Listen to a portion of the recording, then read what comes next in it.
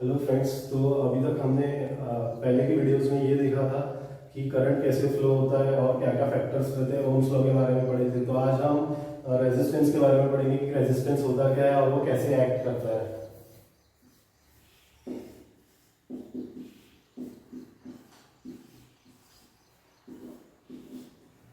Resistance यानी किसी भी चीज को अपोज करना, यानी उसको रोकना। तो हम देखते हैं कि करंट के केस में हमको रेजिस्टेंस कैसे देखने को मिलता है। तो सपोज ये एक मेटल की रॉड है।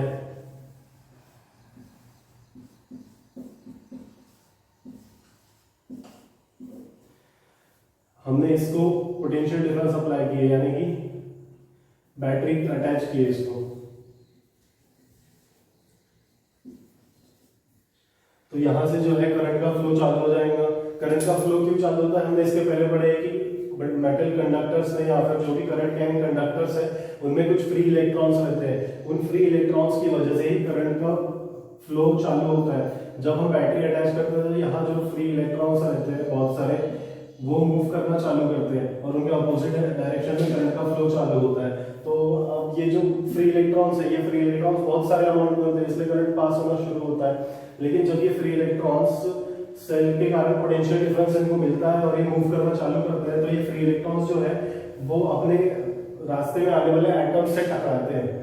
ये जो इलेक्ट्रॉन्स है ये फ्री है, ये एटम के बाहर आ चुके हैं, लेकिन बीच बीच में जो एटम्स हैं इस मेटालिक रॉड में, ये फ्री इलेक्ट्रॉन्स मूव होते हुए इन एटम्स के साथ टकराते हैं, कोलाइड करते हैं, जिनके कारण इनका मोशन जो है वो डिस्टर्ब होता है। इलेक्ट्रॉन की जो मूवमेंट है उस पर फर्क पड़ता है। ये जो कोलिजन का जो प्रोसीजर होता है, जब ये इलेक्ट्रॉन एटम्स के साथ टकराते हैं तो उसकी वजह से इनका जो पाथ है वो डिस्टर्ब होता है। तो इस कारण क्या होता है, जो करंट एग्जैक्ट जितने अमाउंट में जितने टाइम में पहुंचना चाहिए उससे थोड़ा सा कम टाइम, निग्लिजिबल अमाउंट में रहता है, लेकिन फिर भी जो ये एटम्स जो है ये इलेक्ट्रॉन को अपोज करते हैं, तो उस अपोजिशन को ही बोलते हैं हम resistance. The opposition occurred by the opposition given to the electrons while moving।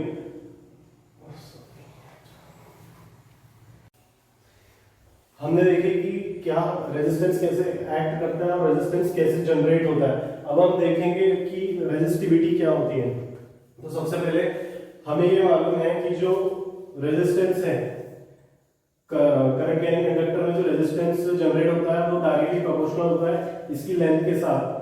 अगर हम टेम्परेचर को कांस्टेंट रखते हैं तो at a given temperature the resistance depend upon the length and the cross section area. Cross section area यानी यहाँ का जो एरिया है, ये सर्कुलर जो रॉड रहती है उसका जो एरिया रहता है एंड का, उसको हम बोलते हैं क्रॉस सेक्शन एरिया। तो अगर एक टेम्परेचर कांस्टेंट रखते हैं हम, तो एक करंट कैरिंग कंडक्टर का जो रेजिस्टेंस है, इसका रेजिस्टेंस किस पे डिपेंड करता है, लेंथ पे और एरिया ऑफ क्रॉस सेक्शन पे।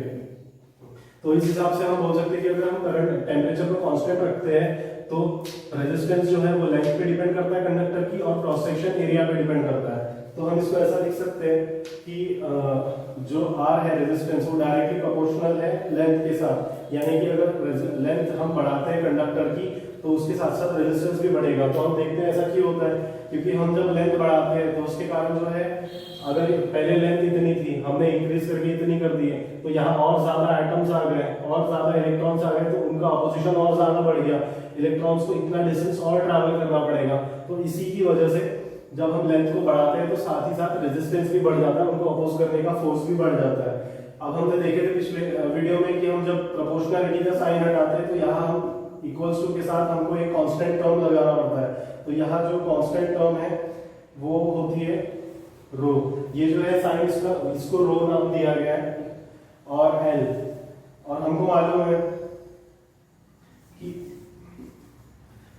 ये जो क्रॉस सेक्शन एरिया है, हम अगर ये कोई रॉड है,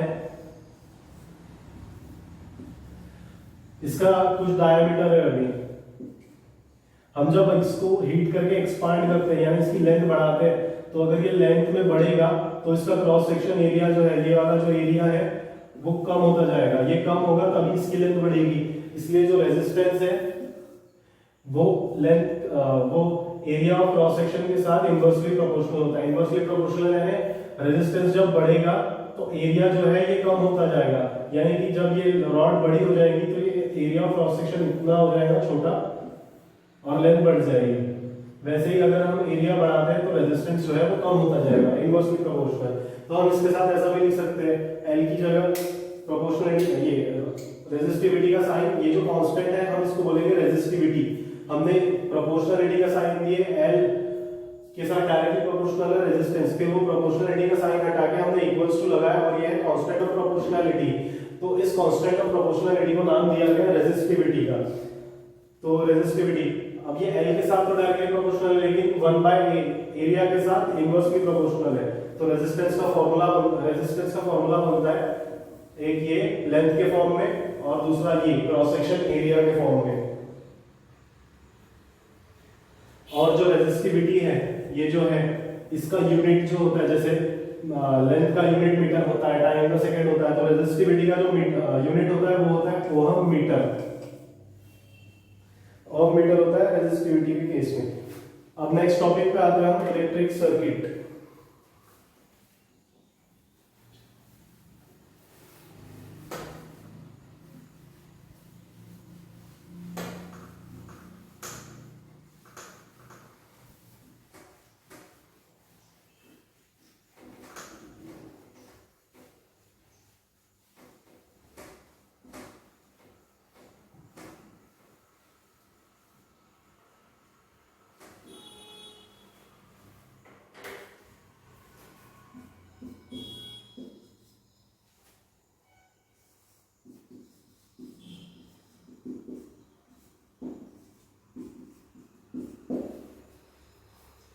अब इलेक्ट्रिक सर्किट क्या होता है, सिंपल भाषा में अगर देखेंगे इलेक्ट्रिक सर्किट क्या होता है, तो एक ऐसा पाथ, एक ऐसा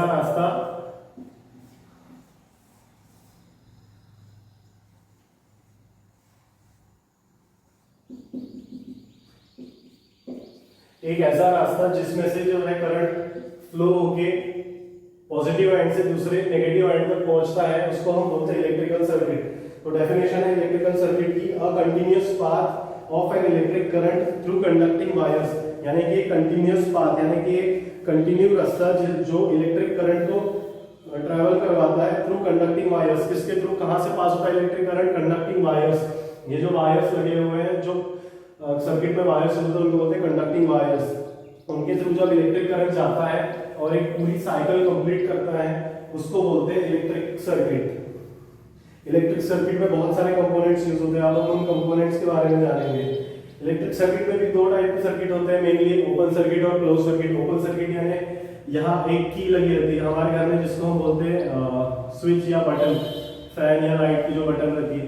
अगर ये जो की है यानी बटन, इसको हम ऐसा क्लोज कर देते हैं तो इलेक्ट्रिक सर्किट क्लोज हो जाता है, यानी करंट का फ्लो चालू हो जाएगा और ये जो बल्ब है वो जलना शुरू हो जाएगा, ग्लो करना शुरू कर देगा। लेकिन ये जो की है अगर हम इसको ये बंद कर देते हैं तो वही ये जो बल्ब है वो ग्लो होना बंद हो जाएगा और इलेक्ट्रिक सर्किट जो है वो ओपन सर्किट बन जाएगा, क्लोज सर्किट नहीं रहेगा। तो इस टाइप के दो सर्किट्स रहते हैं। अब हम देखते हैं कुछ कंपोनेंट्स जो इलेक्ट्रिक सर्किट में यूज होते हैं और उनके सिंबल्स क्या क्या है।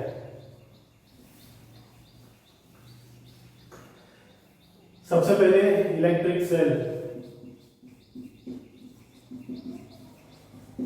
इलेक्ट्रिक सेल का जो सिंबल है वो बहुत इजी है। एक यहाँ पे बड़ी लाइन लेना है, दूसरी छोटी। जो बड़ी लाइन है उसका पॉजिटिव टर्मिनल रहेगा और जो नेगेटिव छोटी लाइन है उसका नेगेटिव टर्मिनल रहेगा। सेकेंड है बैटरी।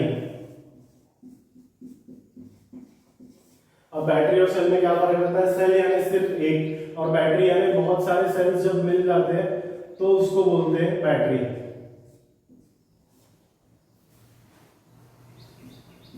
ये positive negative positive negative positive negative, ऐसे बहुत सारे सेल्स को हम जब मिलाते हैं तो ये बनती है एक बैटरी।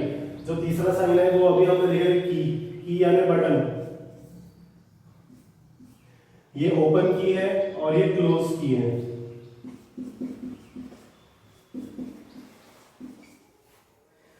जो थर्ड आता उसके बाद जो आता है वो है वायर का। वायर का सिंपल साइन है वो है एक डैश बस। उसके बाद क्रॉसिंग वायर। हम देखते हैं कभी घर में हमारे इलेक्ट्रिकल सर्किट में वायर से एक दूसरे के ऊपर से क्रॉस करते हुए जाते हैं, तो इसका साइन हम कैसे देंगे, तो क्रॉसिंग वायर का साइन रहता है ऐसा। ये एक वायर और ये दूसरा वायर इसमें क्रॉस करते हुए जाता है। ये एक वायर है और ये दूसरा वायर, तो इसको बोलते हैं क्रॉसिंग वायर्स।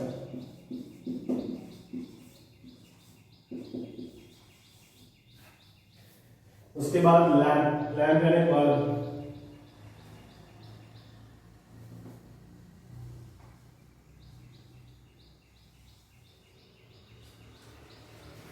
बल्ब का जो सिंबल रहता है वो ऐसा रहता है।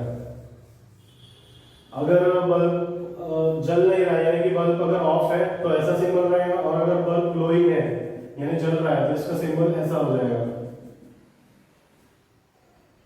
उसके बाद एक आता है रियोस्टेट, जिसको हम बोलते हैं वेरिएबल रेजिस्टेंस।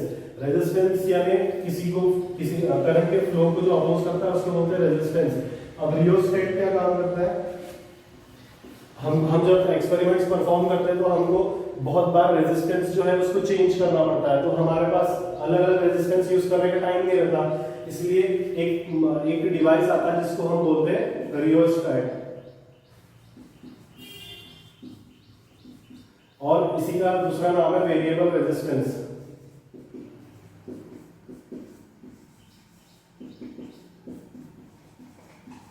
वेरिएबल रेजिस्टेंस यानी जिस रेजिस्टेंस को हम बदल सकते हैं। यहाँ पे एक की टाइप लगी रहती है जिसको हम स्लाइड करते हैं तो रेजिस्टेंस जो है वो बदलते जाता है, तो इसको बोलते हैं वेरिएबल रेजिस्टेंस। इसका जो सिंबल होता है वो होता है ऐसा।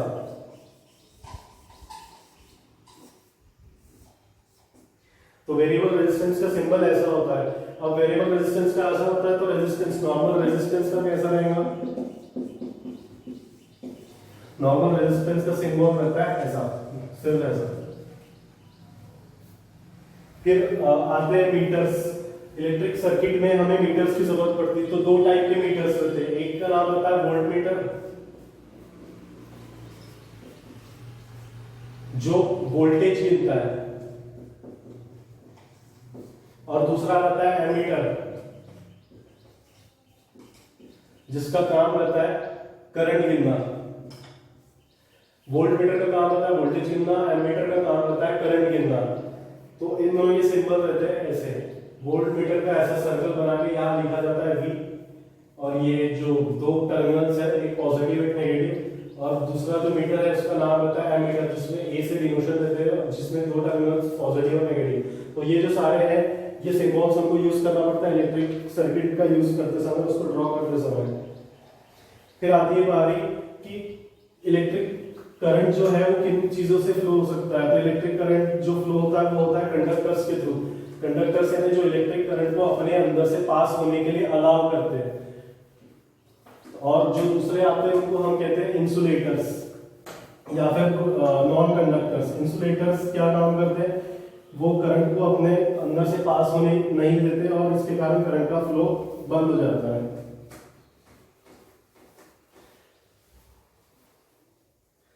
Those substances which have very low resistance are called conductors.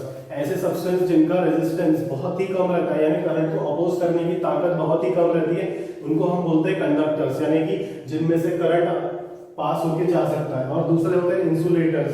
Those substances which have extremely high resistance through which current cannot flow. ऐसे सब्सटेंसेस जिनका रेजिस्टेंस बहुत ही ज्यादा रहता है, उनके अंदर रोकने की पावर करंट को बहुत ज्यादा रहती है, जिसके कारण करंट उनमें से फ्लो होके नहीं जा सकता। इसको हम बोलते हैं इंसुलेटर्स। उसके बाद हम आते हैं कुछ एग्जांपल्स की तरफ। हमने इसके पहले वाली वीडियो में ओम्स लॉ के बारे में पढ़े थे, तो आज हम ओम्स लॉ के ऊपर एग्जांपल देखेंगे, ओम्स लॉ और रेजिस्टिविटी के ऊपर। तो जो फर्स्ट एग्जांपल है,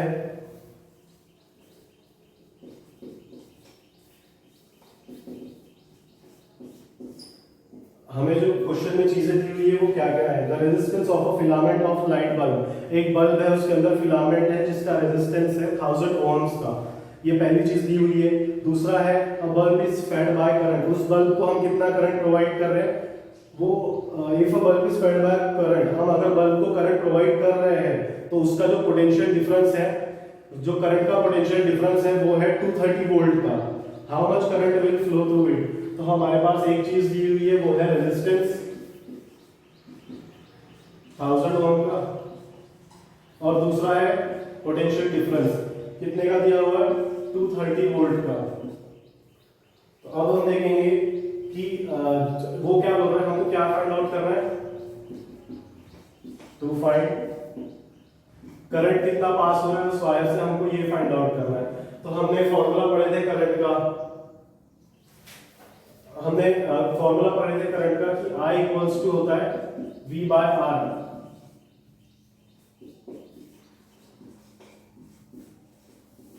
I इक्वल्स टू होता है V बाय R, तो V की जगह हम वैल्यू पुट करेंगे 230 वोल्ट और R की जगह है रेजिस्टेंस 1000, तो I आ जाएगा 0.23 एम्पियर। तो I जो आ जाएगा वो आ जाएगा 0.23 एम्पियर, यानी इतने एम्पियर का करंट जो है वो इस गिवन वायर के गिवन सर्किट में फ्लो हो रहा है। अब हम दूसरा एग्जांपल देखते हैं। A length of conducting wire is 50 centimetre. क्या दिया हुआ है गिवन में, लेंथ जो है वो कितनी दी हुई है 50 सेंटीमीटर, और जो उसका क्रॉस सेक्शन है, क्रॉस सेक्शन यानी जो उसका एंड पॉइंट्स है उसके उसका रेडियस दिया हुआ है हमको। हम इसको स्मॉल आर से डिनोट करेंगे क्योंकि रेजिस्टेंस को हम कैपिटल आर से कर रहे हैं, इसलिए रेडियस को स्मॉल आर से करेंगे। तो रेडियस जो दिया हुआ है वो दिया हुआ है 0.5 मिलीमीटर। फिर उसके बाद हमको दिया हुआ है रेजिस्टेंस 30 ओम का, तो हमको निकालना है रेजिस्टिविटी। रेजिस्टिविटी कितनी आएगी, सबसे पहले ये जो तीनों वैल्यूज है इन तीनों के यूनिट मींस ये जो वैल्यूज है सेंटीमीटर और मीटर में दी हुई है, तो हमको पहले दोनों को एक फॉर्म में लाना पड़ेगा, या तो मीटर में या तो सेंटीमीटर में। तो हम इसको मीटर में कन्वर्ट करेंगे दोनों को, क्योंकि मीटर जो है वो स्टैंडर्ड यूनिट है। तो 50 सेंटीमीटर को मीटर में कन्वर्ट करने के लिए 50 इंटू 10 टू द पावर -2। हम जब भी सेंटीमीटर को मीटर में कन्वर्ट करते हैं तो 10 टू द पावर -2 लगाते हैं। इससे क्या होता है, यहाँ जो पॉइंट होता है 50 के आगे 50 है, यानी 5 के आगे पॉइंट लगा, 0 के आगे पॉइंट लगा हुआ है, मींस यहाँ पे, इसलिए 50 है 50.0। अब -2 मतलब पॉइंट को 2 बार पीछे लेना है, तो पॉइंट आ जाएगा यहाँ, तो ये बन जाएगा 0.5 मीटर। वैसे ही हम मिलीमीटर का केस देखते हैं तो 0.5 दिया हुआ है। अब मिलीमीटर को मीटर में कन्वर्ट करने के लिए हम यूज करते हैं 10 टू द पावर -3। तो पॉइंट इस वक्त यहाँ पे है, तो ये चले जाएगा 3 बार पीछे, यानी 0. इसको पॉइंट में ना लिखते हुए आप लोग ऐसा लिख सकते हो कि, क्योंकि 0 इसको ऐसा लिखना पड़ेगा 0.005, पॉइंट यहाँ पे था 1 2 यहाँ ऐसा यहाँ आ जाएगा 0.0005। तो इससे अच्छा ये जो पॉइंट है उसको एक बार आगे शिफ्ट कर देते हैं, तो ये क्या बन जाएगा 5। यहाँ पॉइंट था 5 के आगे ले गए तो 5 बन जाएगा, और पॉइंट को एक बार आगे ले गए इसलिए 10 टू द पावर -3 को हम लिख देंगे 10 टू द पावर -4। अब हमको इसको सॉल्व करने में कोई प्रॉब्लम नहीं होगी। हमारे पास रेजिस्टिविटी का फॉर्मूला है, तो रेजिस्टिविटी का फॉर्मूला क्या होता है,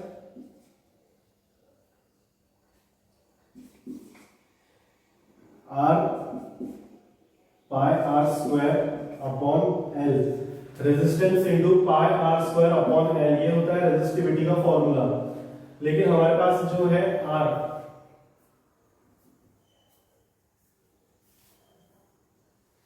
ठीक है, R जो है उसका हमको स्क्वायर निकालना पड़ेगा, यानी 5 इंटू 10 टू द पावर -4 का स्क्वायर। तो हमारे पास रेजिस्टेंस दिया हुआ है 30 ओम का, इंटू पाई, पाई की वैल्यू हम लेंगे 3.14, फिर R का स्क्वायर, R यानी 5 इंटू 10 टू द पावर -4 का स्क्वायर, पूरे का square 5 into 10 to the power -4 का whole square upon length. Length कितनी दी हुई है हमारे पास 0.5 मीटर। अब हम इसको करेंगे सॉल्व। 30 इंटू 3.14 इंटू 5 का स्क्वायर 25 और 10 टू द पावर -4 का स्क्वायर। पावर में जब भी पावर जो 10 टू द पावर रहता है अगर उसका स्क्वायर करना है हमको, तो ये जो वैल्यू रहती है पावर में उसका हो जाता है डबल, तो 10 टू द पावर -4 का स्क्वायर हो जाएगा 10 टू द पावर -8। उसके बाद नीचे 0.5। इसका जो आंसर आएगा सॉल्व करने पे वो रहेगा 47.1